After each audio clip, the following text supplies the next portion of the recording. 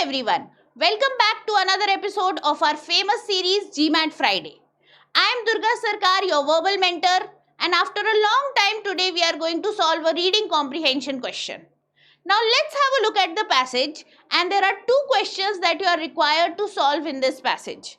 I would want you to strategically pause the video so that you can solve both the questions and resume to have a look at the solution. Now let's have a look at the passage, guys. This is a humanities passage. More narrowly, you can actually categorize it as a literature passage. Now let's see what is the author trying to say here. A single short story can suggest a desired response from the reader. So whenever an author writes a story, he wants to invoke a response from the readers of the story. It is a difficult task though to create a world within a single short story and then repeat this world again in other stories while maintaining a consistent flow of ideas. So it is easy to make a world or to create a world for only one single story. But if you create a world and then extend it to a series of stories, then that might be more difficult for the writer. Many authors prefer to use the same setting, indeed, often the same characters in each story. So one of the easier ways to do this is by using either the same setting or the same characters in a series of short stories. Now the author talks about one such author, Isabel Allende, whose book Dias Cuentos de Eva Luna comes to mind when the author discusses this concept. In these stories, Allende uses the small town of Auga Santa as the setting for the entire collection. So this particular collection of her short stories has the same background, the same town of Auga Santa. Moving ahead, the author talks about another writer. So there is Sandra Cisneros. Woman Harrowing Creek is a collection of short stories by Sandra Cisneros. Rather than using the same characters or setting throughout the collection, Cisneros takes a different approach to relating her stories to one another. So Cisneros does not take the easy way. Cisneros does not take the same characters or the same setting, but she uses something else. Much of the burden, in fact, is placed on the reader, for the characters change each time as does the setting. So here, what is the common element? That is actually the task of the reader to figure out, because the setting and the characters are constantly changing in her short stories. Furthermore, while the characters are largely Mexican-American immigrant women, each character presents a distinct style and literary voice. So these characters, they have similar origins, but they have different ideologies. What these works have in common is more intuitive. So the task will lie upon the reader. The reader will have to use his or her intuition in order to figure out what is common in between these short stories. Mood, circumstance, time, tone and imagery all will play a role in creating the world in which the stories take place. So, majorly here, the author talks about one particular style of writing short stories and how two different authors have different approaches to connecting their short stories. That is what the passage is all about. Now let's have a look at the first question and try to solve it together.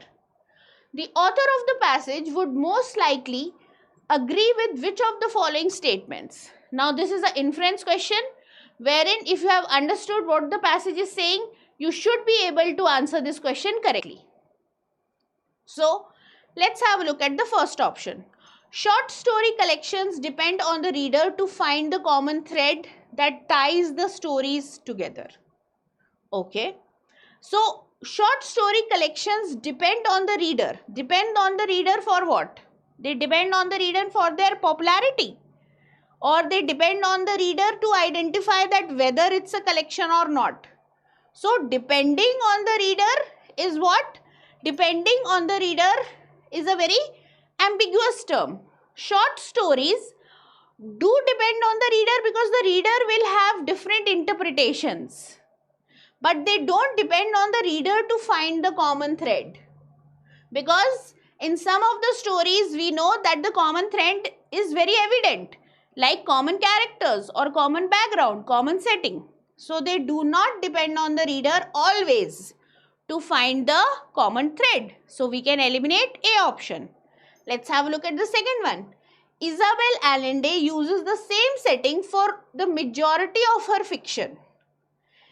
Is Isabel using the same setting for the majority of her work? No. We talked about one particular series of her in which she has used the same small town, Auga Santa. But she has not used this in all of her work. So, B is incorrect. B is something that we cannot infer from the passage. What does C say? It is possible to create a coherent short story collection if the stories take place in vastly different times and places. Now pause here and think. The author was saying that it is a difficult task to create a world within a single short story and then repeat this world again in other short stories. Means generally what happens in short stories, that every story will have different worlds and different characters. So what is our option saying? That it is possible to create a short story collection wherein we'll have different times and different places. And also, what was our second author doing? Sandra was actually using what? She was using different characters and different settings, because she was not using, because here we have rather than using. So rather means she was not using the same characters or setting, but she was taking a different approach. Yet she had this collection of short stories which is Woman Hollering Creek. So that means it is possible to create a collection even if the stories take place in different times and places. So we can hold on to C, but let's have a look at D and E. D says intuition is the more important aspect of Sandra Cineros's work than the characters or the setting. Okay, we did talk about intuition when we were talking about Sandra's work, that the audience or the readers had to have intuition, or they had to have a intuitive mind when it comes to figuring out what is common in these stories. But did the author say that intuition is a more important aspect? Never. So we can rule out D. Moving ahead with E, the best short story collections. We never talked about any best short story collections.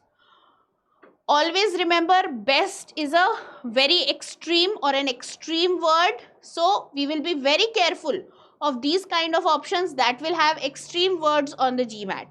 So the passage never tells us that best short story collections should have what features. So we can rule out E. So we can safely mark C as the correct choice. Now let's move to the next one. Let's have a look at the second question. What does the question say? According to the passage, which of the following characterizes both short stories by Isabel and short stories by Sandra? So in the second question, we have to select an option which tells us about a common characteristic between Isabel and Sandra's short story collection. Now let's see. Was there actually something which was common in between the short stories of Isabel and Sandra? Isabel generally used what? She preferred to use the same setting and often the same characters in each story. Okay. On the other hand, Sandra took a different approach, and it was much dependent on the reader to find out the common thread in her short stories. So I don't think so there is anything which is common between the characteristic of the commonness of the short stories of Sandra and of Isabel. So let's have a look at the options now. A says similarities in tone among the stories. I don't think so we talked about tone of the stories anywhere. Did we talk about similarities in time? No. Similarities in characters? No, we talked about the names of the characters being similar, but that was only there for one of the writers. It was not there for both. Now, similarities in setting again was only there for one of the writers.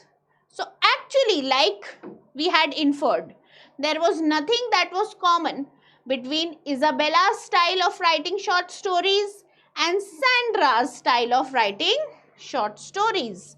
So, we can safely mark E as the correct choice. Okay. So that was today's passage. I hope you liked the video. If you liked the video, please hit the like button and subscribe to our channel. Also, if you want me to take up more kinds of reading passages in the future, comment below with the types of passages that you want me to discuss. Also, if you have any other special requests. Till then, keep striving and get a good score on your GMAT.